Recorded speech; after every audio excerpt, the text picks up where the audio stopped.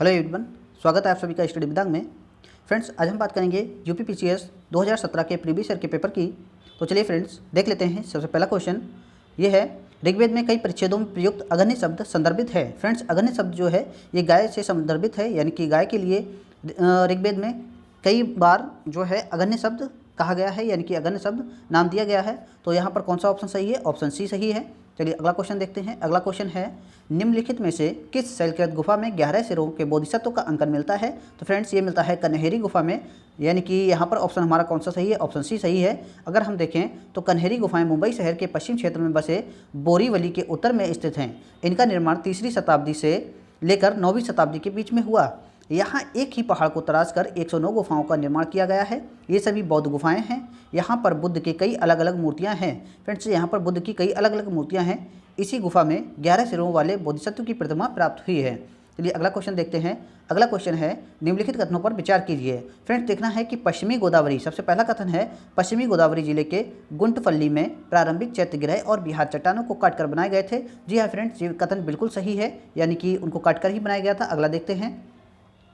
अगला है कथन, पूर्वी दक्कन के चैत्य और बिहार साधारणतः चट्टानों को काटकर बनाए गए थे। जी हाँ बिल्कुल सही है, यानी कि कथन दोनों सही हैं, एक और दो दोनों सही हैं। तो ऑप्शन हमारा कौन सा सही है? ऑप्शन सी सही है।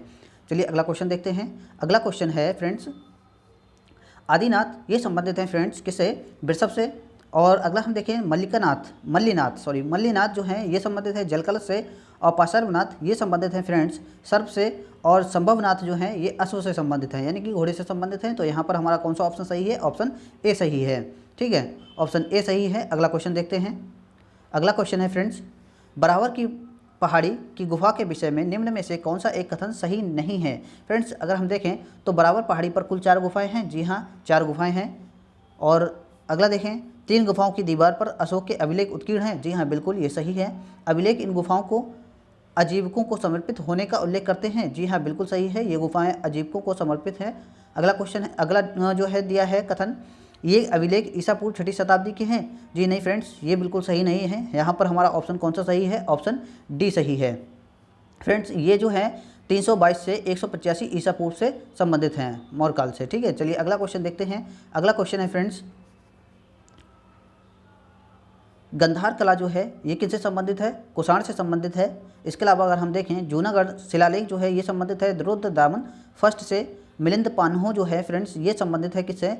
मिनांडर से, यानी कि मिनांडर से। और तक्षशिला लेख जो है ये संबंधित है फ्रेंड्स पतिक से, यानी कि यहाँ पर हमारा ऑप्शन कौन सा सही है? ऑप्शन सी सही है। ऑप्शन सी सही है। चलिए अगला क्वेश्चन देख लेते हैं। अगला क्वेश्चन है, 6ठी शताब्दी ईसा पूर्व का मत्स्य महाजनपद स्थित था। फ्रेंड्स, 6ठी शताब्दी ईसा पूर्व का जो मत्स्य महाजनपद था ये कहाँ पर स्थित था? राजस्थान में, यानी कि ऑप्शन हमारा कौन सा सही है? ऑप्शन बी सही है। चलिए अगला क्वेश्चन देखते हैं। अगला क्वेश्चन है, जौनपुर राज्य का अंतिम शासक कौन था? फ्रेंड्स, जौनपुर राज्य का जो अंतिम शासक था वह हुसैन शाह था, यानी कि ऑप्शन बी सही है। अगर हम देखें तो जौनपुर शहर की स्थापना सुल्तान फिरोज शाह तुगलक ने अपने बड़े भाई जौन शाह की स्मृति में करवाई थी। सरकी वंश की स्थापना ख्वाजा जहाँ ने 1394 ईस्वी में की थी। ख्वाजा जहाँ को मलिक उस सरकी की उपाधि प्रदान की गई थी। सरकी वंश का अंतिम शासक हुसैन शाह सरकी था, जिसे पराजित कर 1485 में सुल्तान बहलोल लोदी ने सरकी साम्राज्य को दिल्ली सल्तनत में मिला लिया। चलिए फ्रेंड्स अगला क्वेश्चन देखते हैं। अगला क्वेश्चन है, 1303 में काकतीय शासकों की सेना ने निम्न में से किसकी सेना को वारंगल में परास्त किया था? फ्रेंड्स, काकतीय शासकों ने 1303 में किसकी सेना को पराजित किया था, यानी कि परास्त किया था? अलाउद्दीन खिलजी की। यहाँ पर ऑप्शन हमारा कौन सा सही है? ऑप्शन सी सही है। चलिए देखें, अगर हम व्याख्या तो 1303 में अलाउद्दीन खिलजी ने दक्षिण भारत पर आक्रमण किया था। 1303 ईस्वी में अलाउद्दीन की सेना ने वारंगल पर आक्रमण किया। उस समय वहाँ काकतीय वंश का शासन था। काकतीयों की सेना ने वारंगल में अलाउद्दीन की सेना को परास्त किया था। चलिए अगला क्वेश्चन देखते हैं फ्रेंड्स। अगला क्वेश्चन है, अकबर के शासनकाल में दक्कन में निम्न पद्धतियों में से कौन सा भू राजस्व वसूली का प्रचलित आधार है? फ्रेंड्स, कौन सा था? जब्त, यानी कि जब्ती व्यवस्था थी। तो यहाँ पर अगर हम देखें ऑप्शन सी सही है। अगर हम देखें तो जब्त प्रणाली जो थी मुगल साम्राज्य में बादशाह अकबर के शासनकाल में राजा टोडरमल के द्वारा स्थापित की गई थी। फ्रेंड्स, कभी कभी पूछ लिया जाता है कि जब्त प्रणाली जो है किसके द्वारा स्थापित की गई थी? तो राजा टोडरमल के द्वारा। चलिए आगे देखें, तो स्थापित की गई भू राजस्व व्यवस्था की प्रणाली थी। अकबर के शासनकाल के 15वें वर्ष लगभग 1570 से 71 ईस्वी में टोडरमल ने खालसा यानी कि खालसा भूमि पर भू राजस्व की नवीन प्रणाली, जिसका नाम जब्ती था, को प्रारंभ किया था। इस प्रणाली में भूमि की पैमाइश एवं खेतों की कुल वास्तविक पैदावार को आंकने के आधार पर कर की दरों को निर्धारित किया जाता था। फ्रेंड्स, ये प्रणाली जो थी बिहार, लाहौर, इलाहाबाद, मुल्तान, दिल्ली, अवध, मालवा एवं गुजरात में प्रचलित थी। चलिए अगला क्वेश्चन है, निम्न विदेशी यात्रियों में से किसने जहांगीर के शासनकाल में भारत की यात्रा की थी? फ्रेंड्स, कौन सा ऐसे विदेशी यात्री था जिसने जहांगीर के शासनकाल में जो है भारत की यात्रा की थी? वो था फ्रांसिस्को पल्स्ट। ठीक है, पल्स्ट, यानी कि ऑप्शन हमारा कौन सा सही है? ऑप्शन बी सही है। अगर हम देखें फ्रेंड्स, तो जहांगीर के शासनकाल में भारत की यात्रा करने वाला यात्री फ्रांसिस्को पल्स्ट था। यह एक डच फैक्ट्री गुमास्ता था। ठीक है, गुमास्ता था तथा आगरा में डच टकसाल का अध्यक्ष भी था। उसने जहांगीर के शासनकाल पर एक पुस्तक लिखी जिसका नाम था जहांगीर का भारत। ठीक है, अगला है कि निकोलो मुनुक्की ने दारा शिकोह शाह आलम राजा जय सिंह के साथ कार्य किया था। वह इटली से आया था। और फ्राक वायस जो है वार्नियर, ये फ्रांसीसी यात्री था फ्रेंड्स, और जो पेशे से चिकित्सक था। ये शाहजहां के दरबार से संबंधित था और दारा शिकोह और औरंगजेब के बीच होने वाले उत्तराधिकारी की लड़ाई का साक्षी था। पुर्तगाली यात्री फादर एंथोनी मांसरेट फादर एक्वा विवा के साथ 1580 ईस्वी में मुगल सम्राट अकबर के दरबार में आया था। उसने अकबर के चरित्र एवं व्यक्तित्व पर विशद वर्णन किया है। फादर मांसरेट को शाहजादा मुराद का शिक्षक नियुक्त किया गया था। चलिए अगला क्वेश्चन देखते हैं। अगला क्वेश्चन है फ्रेंड्स, निम्नलिखित में से कौन सा युग्म जो है सुमेलित नहीं है? फ्रेंड्स, इनमें से कौन सा युग्म सुमेलित नहीं है? तो हेक्टर मुनरो जो थे बक्सर के युद्ध से संबंधित हैं। जी हाँ फ्रेंड्स, ये सही सुमेलित है। बक्सर का युद्ध कब हुआ था फ्रेंड्स? 1964 में। चलिए अगला देखें, तो लॉर्ड हेस्टिंग जो है आंग्ल नेपाल युद्ध से संबंधित हैं। बिल्कुल, ये भी सही है। अगला है लॉर्ड वेलेस्ली चतुर्थ आंग्ल मैसूरिया से संबंधित हैं। जी हाँ, बिल्कुल सही है। अगर हम देखें लॉर्ड कॉर्नवालिस जो है तृतीय आंग्ल मराठा युद्ध से संबंधित हैं। ये सही नहीं है फ्रेंड्स। लॉर्ड कॉर्नवालिस के समय में तृतीय आंग्ल मराठा युद्ध नहीं लड़ा गया था। ये लड़ा गया था लॉर्ड हेस्टिंग्स के काल में। ठीक है, तो यहाँ पर ऑप्शन हमारा कौन सा गलत होता है? यानी कि डी। तो हमारा ऑप्शन यहाँ पर सही जो होगा, यानी कि सही ऑप्शन कौन सा होगा? डी। चलिए अगला क्वेश्चन देखते हैं। किसने ईस्ट इंडिया कंपनी के बारे में यह टिप्पणी की थी कि कंपनी एक असंगति है, परंतु यह उस व्यवस्था का भाग है जहाँ सब कुछ ही असंगत है? तो यहाँ पर किसने की थी फ्रेंड्स? जीवी मैकाले ने, यानी कि ऑप्शन कौन सा सही है? ऑप्शन बी सही है। अगला क्वेश्चन है फ्रेंड्स, निम्नलिखित में से किन स्थानों पर डचों ने अपने व्यापारिक अड्डे स्थापित किए थे? फ्रेंड्स, निम्न में से कौन से स्थान थे जहां पर डचों ने अपने व्यापारिक अड्डे स्थापित किए थे? तो वो था फ्रेंड्स नागपट्टनम, चिंसुरा, मछलीपट्टनम, यानी कि इन तीनों में स्थापित किया था। अगला है सूरत, भरूच, आगरा। जी हाँ फ्रेंड्स, यहाँ पर भी स्थापित किए थे। इसके अलावा कोचीन, अहमदाबाद और पटना में भी स्थापित किए थे। तो हमारा कौन सा ऑप्शन सही है? ऑप्शन डी सही है, यानी कि उपरोक्त सभी सही हैं। चलिए अगला क्वेश्चन देखते हैं फ्रेंड्स। अगला क्वेश्चन है, निम्नलिखित कथनों पर विचार कीजिए तथा उनके नीचे दिए गए कूट से सही उत्तर का चयन कीजिए। तो अगर हम देखें फ्रेंड्स, ब्रिटिश काल में सामान्यतः भारत का व्यापार संतुलन अनुकूल था। फ्रेंड्स, ब्रिटिश काल में भारत का व्यापार संतुलन अनुकूल नहीं था, यानी कि ये किसके पक्ष में था? ये ब्रिटेन के पक्ष में था।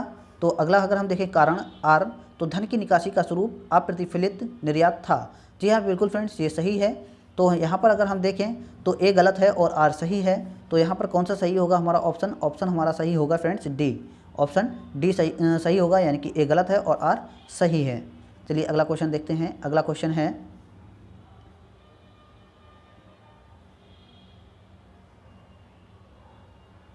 निम्नलिखित युग्मों में से कौन सही सुमेलित नहीं है? फ्रेंड्स, अगर हम इसमें देखें कि इनमें से कौन सा युग्म सही सुमेलित नहीं है, तो पावना विद्रोह 1873, दक्कन किसान विद्रोह 1875, सन्यासी विद्रोह 1894 और हम देखते हैं कोल विद्रोह 1817। तो फ्रेंड्स, इसमें कह पाना कि कौन सा सही है ये कहना उचित नहीं हो पाएगा। और यहाँ पर जो है आयोग ने भी इसको मूल्यांकन से बाहर किया था। तो हम इसकी व्याख्या देख लें तो ज़्यादा अच्छा होगा।